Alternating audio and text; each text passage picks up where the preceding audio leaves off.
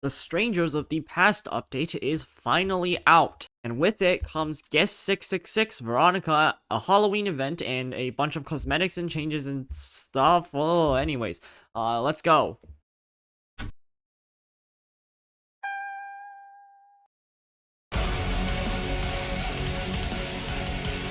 Let's first talk about Guest 666.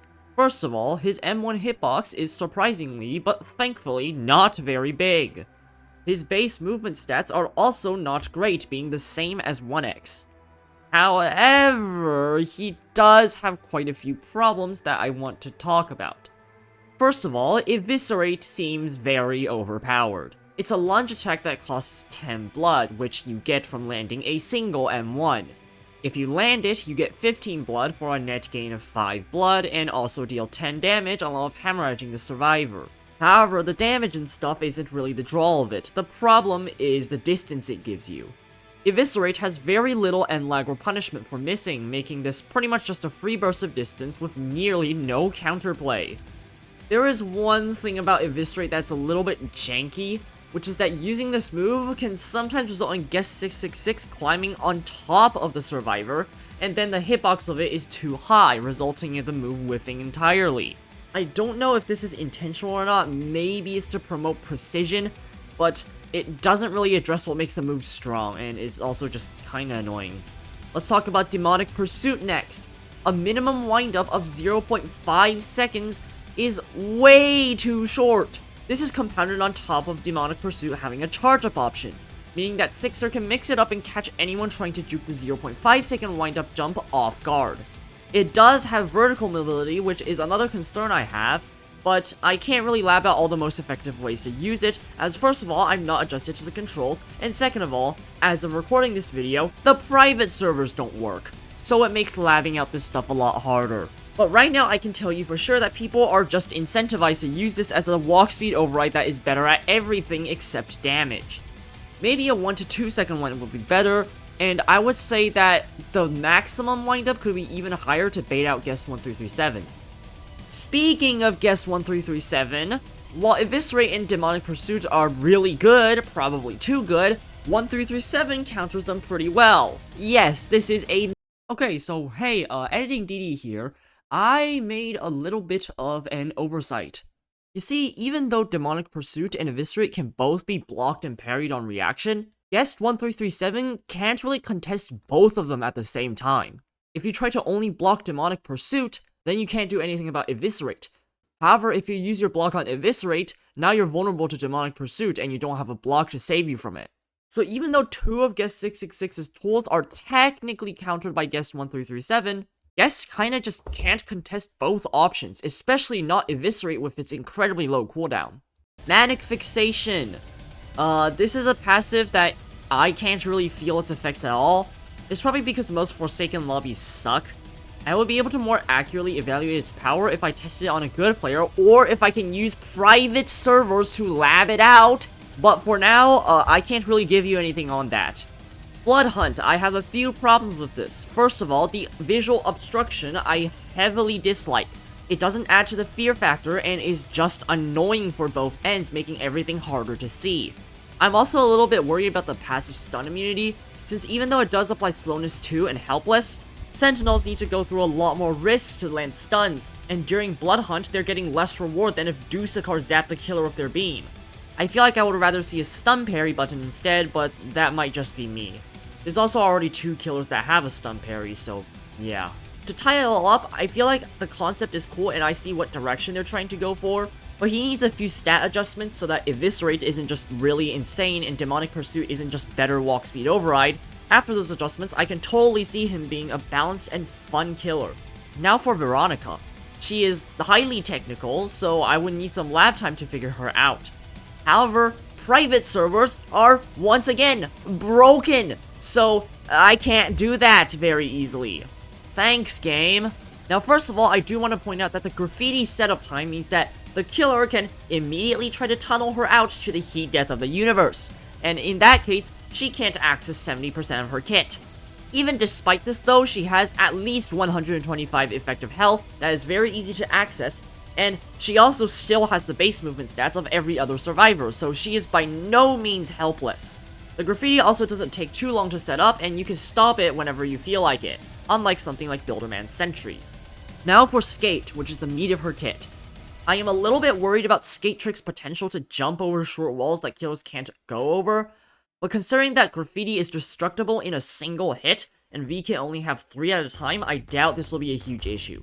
The bigger points of concern that are more obvious are her broadcast effects. First of all, phase. When skating through a killer, it gives resistance 1, but more importantly, speed 4 for 2 seconds. This allows V to use skate, go through the killer, immediately cancel skate, and then book it with speed 4. In this mode, she's also punished less for running into walls, still taking self-damage, but now just rebounding off of the wall instead of crashing, canceling skate, and giving her slowness 4. Bumper allows V to skate into the killer, which knocks them back and gives V 15% battery. The effect is quite strong on every killer except seemingly guess 666. It's probably because 6er is very heavy, or maybe it's just because 6er is larger so it feels that way when it really isn't. Keep in mind that Skate has basically no windup, so as long as she's near graffiti, she can trigger bumper and phase effects pretty easily. Mobile is probably the most situational out of all the broadcasts. It makes the turn control after Skate Trick linger for a little bit. This is honestly just not that useful unless you're in an area where you can skate trick a lot, since usually staying in skate is not a good use of your stamina. However, I can see mobile working very well in tighter corridors where you can skate trick a lot. And finally, V has a battery passive and an activate battery ability. V cannot receive Elliot dispenser or medkit heals, but she has a battery meter on the top right corner. She starts with 50% and gains more via bumper broadcast and generators. She can then use activate battery and use that battery to heal with every 2% battery going to 1 HP. This is why I say she starts with an effective 125 HP, 100 base HP plus 25 from activate battery. Also, activate battery has no movement penalty, so you can pop this whenever, even in chase. Overall, I don't see a world where Veeronica is going to be a bad survivor. She has quite a bit at her disposal, and it's pretty unreasonable to assume that V will get tunneled out immediately every single match when characters like Builderman, Dusakar, and Elliot are still high priority targets. However, I really can't deny that prolonged chases are bad for Veeronica, as once all her graffiti has been exhausted, if the killer doesn't drop chase on her, all she has to rely on now is her movement and any battery she still has left. If you're this far into the video, well, thanks. Most people probably don't make it this far into my videos. Make sure to like the video, subscribe, leave a comment if you have something to say, join my Discord, sell your soul, blah blah blah, you get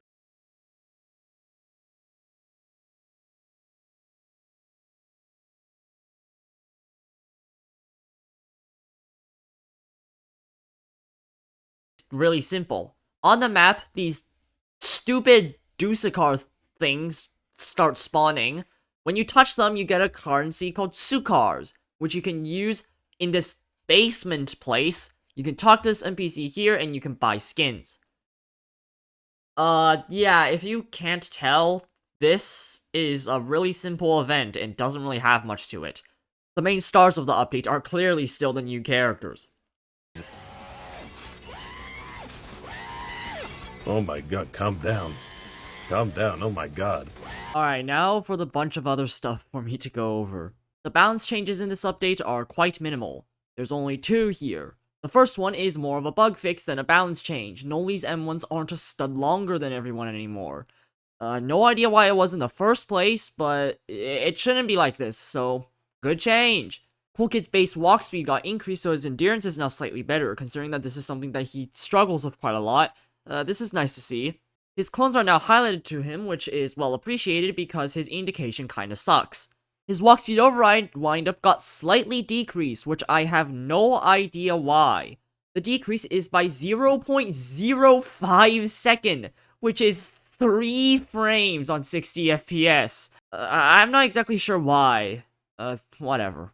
I'm not going to comment on maps because I can't. And I simply don't see how most other people can. A pattern I've noticed with nearly every major update is that people immediately call the new maps bad and more specifically anti-John Doe. Now, I want to specifically talk about the latter because John Doe's corrupt energy is capable of extremely flexible trapping, but is dependent on a bit of map knowledge, which you won't have if the map is new. And just generally speaking, map balancing is very intricate, not just in Forsaken, but in pretty much any ASIM game. As such, when an update hasn't even been out for 24 hours and people are saying, map bad, anti-John Doe, I seriously need to question where they are getting that from. Skins. This map gets a lot of skins every update, so this section can't be too short. However, I feel like skins are generally just an over-discussed topic now. Plenty of people have pointed out that videos like my skin video are pretty much a dime a dozen.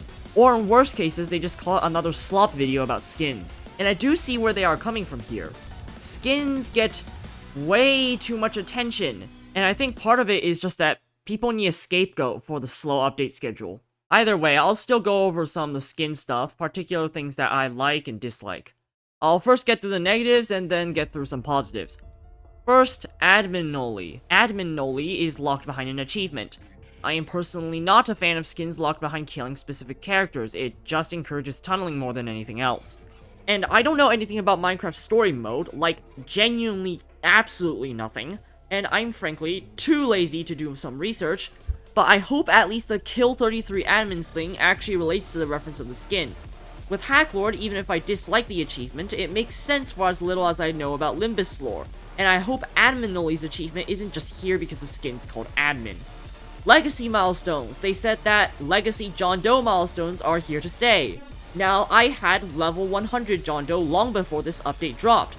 So, the question is, do I have all 4 Legacy John Doe milestones? No. I have 0. What on earth happened here? What about 1X? I had 2 of his milestones before, so do I have 2 Legacy milestone skins? No. Okay. And I'm pretty sure back when Legacy new milestones were still a thing, I got Milestone 1. Now, of course, the question is, do I have Legacy Milestone 1 noob? The answer is no. Of course not. Where are my Legacy milestones? Come on, man. Fish collab. Oh my god, dude. I have very strong feelings about Fish. People keep saying Fish is back, and that might just be the biggest lie of the entire year. People will not stop meat writing this game because Woozy Nate calls it a, quote, passion project, unquote.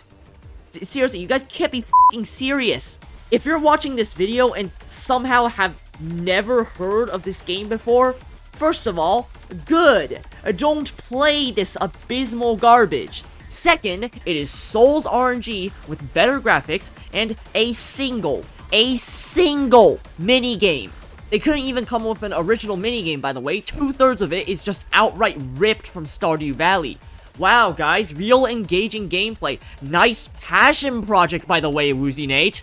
And I have no idea how people are saying Fish is back, since the core gameplay loop literally never changed. It's as much of barely a game as it always was. So, that begs the question, where the hell is the comeback? It was never good before Doobig owned it, it was never good when Doobig owned it, and now, after Doobig is not in full ownership of the game anymore, it's still as abysmal as it always was. So, how is it all of a sudden good now? Where is the comeback? This is truly disappointing, and it says a lot about the people who are on Roblox. The only things that matter to them is it doesn't have blatant predatory monetization, and it has semi-decent graphics. Actually, you can scratch the second part, because Grow a Garden was for a time the most popular game in the entire world. If you somehow could not tell yet, I hate Fish. I think it's worthless garbage, and I want Forsaken to stay as far away from Fish and Woozy Nate's lying ass about passion project like it's the plague. But here we are with a Fish collab. I guess this isn't the worst thing that's happened to the game, considering that Soul is out there making 25% of the game's revenue. Okay. Now let's talk about some of the cool stuff. First of all, John Doe's remodel and the new milestones. Holy hell, they are a giant glow-up. John Doe's corrupted arm now looks a hell of a lot cooler, and the milestones turn his arm even more grotesque, which is very awesome to see. Also, you can actually tell that Milestone 1 is Milestone 1 now. The new ROBUX milestones, I don't have Milestone 3 or 4 yet, but I have seen them before. I'm not really sure if I'm too big on the color palette, but the concept here is really cool. And obviously, it's a major glow up from the Legacy milestones. Also, 1X's Milestone 4 has a 4D cube on his torso, which is incredibly cool because 1X is a 4D being. There's also a bunch of new themes, some for old skins, some for new, and there's even a new default chase theme for Slasher. Personally, from all of the ones that I've heard, I like pretty much all of them. Although obviously, this stuff about like skins and music and all, they're all subjective. Alright, well, that's it from me. Make sure to subscribe, watch my other content, do stuff, and I'll see you guys in the next one. Bye-bye.